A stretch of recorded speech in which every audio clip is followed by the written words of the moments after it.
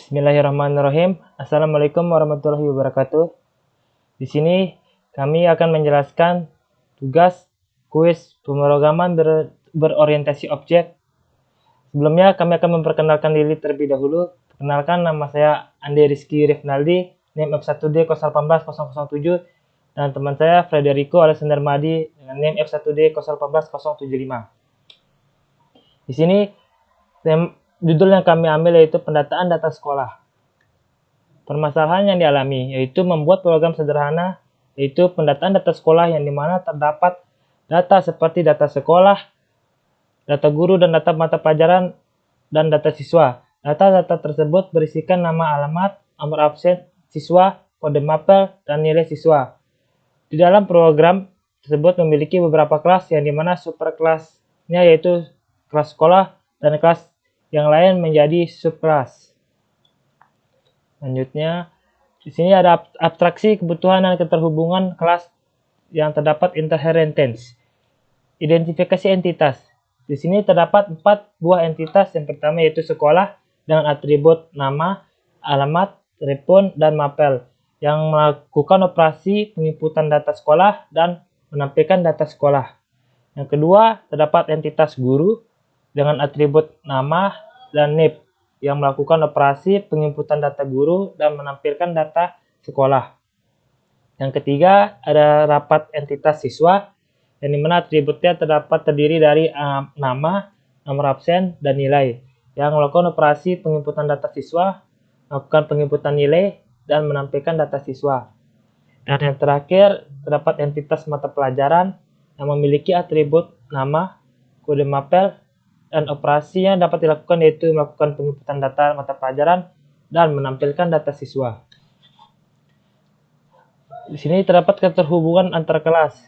Di sini terdapat 4 buah kelas yaitu sekolah yang sebagai superkelasnya, yang dimana subkelasnya terdiri dari guru dan mata pelajaran, dan subkelas dari mata pelajaran terdapat kelas siswa. Di sini dapat dilihat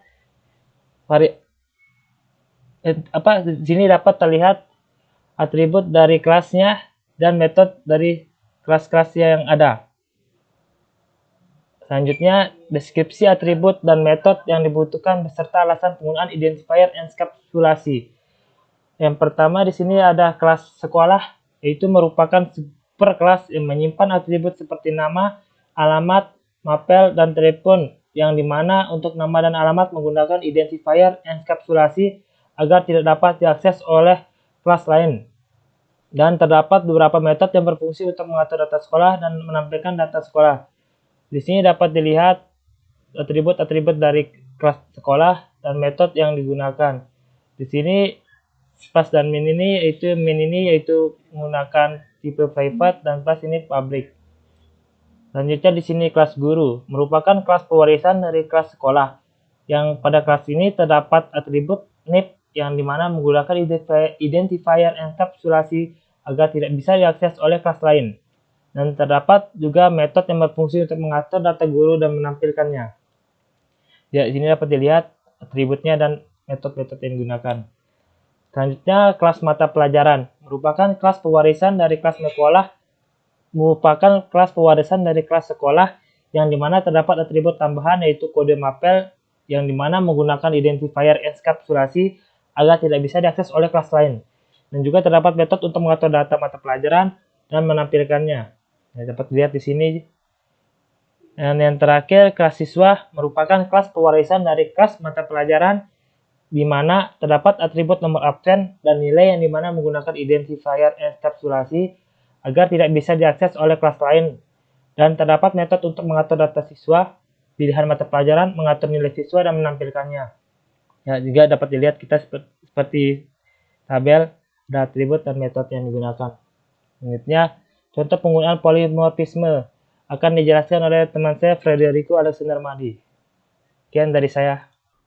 Ya, untuk contoh penggunaan polimorfisme, di sini ada pertama overloading. Nah, overloading itu apa? Overloading itu terjadi apabila dalam satu kelas itu terdapat metode yang namanya sama, akan tetapi parameternya berbeda-beda. Di sini misalkan nih di void set data Kan parameternya ada string nama siswa dan integer nomor absen. Lalu di void set data yang kedua, yang metode keduanya, di sini dia menggunakan parameter double UAS dan double UTS. Jadi di sini parameternya itu berbeda, tapi nama metodenya tetap sama, seperti itu. Terus untuk yang overriding ini terjadi apabila metode dari superclass ditimpa pada subclass. Nah itu contohnya di sini nih, misalkan ini di kelas mata pelajaran, ini adalah metode yang terdapat pada superclass yang digunakan untuk men-setting atau mengatur data mata pelajaran. Lalu metode di atas ini, kelas mata pelajaran ini akan ditimpa pada void set mapel pada kelas siswa, di mana untuk pemanggilan metode dari superclass akan menggunakan fungsi super ini dan memanggil nama metode yang ada pada superclass tersebut dan memasukkan parameternya. Nah, terus ini adalah contoh source code-nya yang kami gunakan. Untuk superclass-nya kami menggunakan namanya kelas sekolah. Jadi di sini ada tipe data, ada variabelnya tuh nama dan alamat, di mana tipe datanya itu string, dan dia juga di privat karena dia dienkapsulasi. Terus ada string mapel, ada integer telepon. Metode yang pertama itu adalah untuk meset datanya, di mana parameternya ada nama sekolah, alamat, dan telepon. Dan diinisialisasikan bahwa nama ini sama dengan parameter di nama sekolah. Jadi nanti ketika kita menginputkan nama menggunakan metode ini akan disimpan di variabel privat nama ini. Begitu seterusnya. Lalu di sini juga ada void set nama. Nah, metode ini digunakan untuk men-setting nama saja gitu. Jadi dia tidak akan men-setting yang lain, dia hanya digunakan untuk men-setting namanya saja. Dan ini merupakan contoh dari mutator. Dan untuk pengambilan nilainya sendiri menggunakan string get nama, di mana fungsinya ini digunakan hanya untuk membaca data yang sudah diinputkan di dalam variabel tersebut dengan menggunakan return this.nama. Nah, begitu juga get alamat sekolah, bedanya hanya menggunakan variabel alamat. Nama mapel juga sama, hanya menggunakan variabel mapel. Begitu juga dengan telepon, menggunakan telepon. Lalu untuk displaynya di sini dia akan memanggil get nama untuk menampilkannya ke layar. Kenapa tidak menggunakan variabel this.nama? Ya, itu karena variabel itu telah dienkapsulasi sehingga untuk pengambilan nilainya kita bisa menggunakan metode get nama yang merupakan juga adalah sebuah metode asetor gitu. Nah, selanjutnya ada kelas guru. Nah, di mana kelas guru ini merupakan pewarisan dari kelas sekolah. Jadi kelas guru ini merupakan subkelas dari sekolah. Di dalam kelas guru terdapat variabel nip dengan tipe data long dan terdapat metode set data, di mana untuk pendeklarasian nilai dari parameter nama guru ini akan disimpan menggunakan metode set nama yang terdapat pada kelas superkelas sekolah tadi. Kan ada metode namanya set nama tadi. Nah, gimana caranya dia memasukkan namanya ke dalam variabel yang telah di private tadi? Ya menggunakan metode ini. Begitu. Nah, terus untuk NIP-nya, ya karena dia ada di dalam variabelnya ada di dalam kelas ini, jadi hanya tinggal menggunakan fungsi this saja. Terus untuk display-nya, nah display-nya ini metodenya sama dengan nama superclass, tapi isinya berbeda. Di mana di sini hanya menampilkan nama gurunya, dan untuk pemanggilannya sendiri menggunakan fungsi super, di mana untuk mengambil metode dari penyimpanan dari nama yang telah diinputkan sebelumnya di super set nama ini. Jadi get nama ini digunakan untuk membaca apa yang telah kita simpan. Terus ada kelas mata pelajaran. kelas mata pelajaran ini merupakan subkelas dari sekolah. Nah, di sini ada variabel kode mapel, di mana dia menggunakan tipe data string. Terus ada metode string data yang menyimpan nama mapelnya dan kode mapelnya. Di mana untuk nama mapel sendiri akan disimpan di variabel mapel yang terdapat pada superkelasnya, yaitu sekolah. Terus untuk set mapel di sini metode yang akan nanti digunakan pada kelas selanjutnya. Ya nanti kita bisa lihat sama-sama. Terus untuk display-nya juga sama, menggunakan asetor untuk memanggilnya yang menggunakan metode get nama mapel. Terus kelas siswa. Di kelas siswa ini bedanya dia ini merupakan pewarisan dari kelas mata pelajaran gitu. Di dalamnya sendiri terdapat variabel nomor absen dan nilai.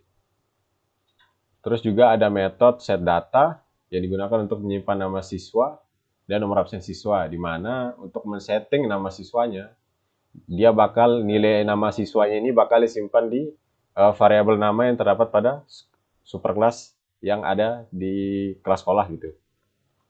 Terus untuk set datanya sendiri di sini untuk men-setting nilai dari siswa tersebut, dia menggunakan contoh dari metode yang ada di sebelumnya, yang ada di sekolah tadi gitu. Kan ada tadi tuh double UAS sama double UTS. Dan set data ini juga merupakan contoh overloading ya, karena dia menggunakan nama yang sama gitu. Terus overriding-nya di sini kita ada menggunakan metode set mapel, di mana nama mapel ini untuk penginputan value-nya dia menggunakan metode dari set mapel tadi yang sebelumnya sudah kita bahas. Nah, terus di sini ada double get nilai untuk mengambil nilainya. Di sini juga ada void display yang digunakan untuk menampilkan data-datanya. Dan ya metodenya juga sama, menggunakan get nama yang telah dienkapsulasi sebelumnya. Terus kita akan lanjut ke demo programnya. Oke, sekarang kita masuk ke IntelliJ-nya. Jadi ini hasil codingan kami berdua. Agak kehalang sebentar. Oke. Nah, jadi ini kan hasil codingannya nih yang sudah tadi dijelaskan. Sekarang gimana sih hasil dari codingan ini gitu. Ini merupakan klasmen utamanya yang digunakan untuk memanggil seluruh metode yang ada pada kelas-kelas yang telah kita buat sebelumnya. Jadi di sini kita pertama tuh bakal inputin data sekolahnya. Kita bikin objek namanya school, lalu kita men-set schoolnya isinya SDN 1 Mataram, lokasinya di Mataram, teleponnya sekian. Lalu akan ditampilkan. Terus kita akan menampilkan data guru, kita buat objek guru 1 dan menyimpan dan setting datanya dengan NIP sekian. Kita buat lagi objek yang kedua, guru 2, yang kita setting datanya BIM dan NIP-nya sekian. Lalu kita buat, lalu selanjutnya kita akan menampilkan data mata pelajaran, di mana data mata pelajaran ini kita bakal buat objeknya terlebih dahulu, namanya mapel 1. Lalu kita men-set datanya, misalkan namanya fisika. Terus di sini kode mapelnya sekian, lalu ditampilkan. Nah, habis itu di sini ada mata pelajaran yang objek mata pelajaran namanya mapel 2. Terus kita setting datanya, kita masukkan kimia, kode mapelnya sekian. Nah, terus di sini kita bakal inputin data siswanya. Nah, data siswa ini kita buat dulu objek, sebagai contoh. Di sini ada pelajar 1 dan pelajar 2. Lalu kita inputin dah datanya. Pelajar 1-nya Ande, nomor absennya 1, terus pelajar 2-nya Naim, nomor absennya 2. Lalu kita men-set data nilai UAS dan UTS-nya. Ande misalkan UAS-nya 100 karena Ande pinter, terus UTS-nya juga 90. Terus untuk pelajar 2-nya Naim kita atur UAS-nya 80, terus UTS-nya 95. Di mana Yang bakal dihitung itu nilainya dari mata pelajaran fisika untuk Ande, terus dari Naem mata pelajaran kimia. Lalu hasil dari inputan tersebut, data siswa tersebut bakal kita tampilkan gitu menggunakan metode display. Nah, kalau kita run, coba kita run, kita geser sebentar. Oke. Masih loading, tunggu sebentar.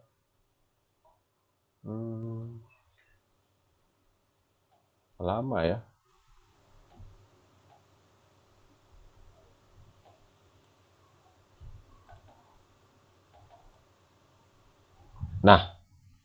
Nah ini hasilnya. Kita bisa lihat di sini data sekolah yang telah kita inputkan tadi. SDN 1 Mataram, di sini SDN 1 Mataram juga. SDN 1 Mataram, alamat sekolahnya juga Mataram. Terus nomornya sekian, telepon sekolahnya. Di sini ada nama gurunya Riko. Terus NIP-nya 21 bla bla 28 bla bla bla. Di sini nama gurunya BIM. Ya, pokoknya sesuai lah dengan apa yang telah kita inputkan sebelumnya. Jadi begitu tampilan dari codingan kelompok kami. Sekian presentasi dari kelompok kami. Mohon maaf apabila ada salah kata atau perbuatan. Sekian, terima kasih.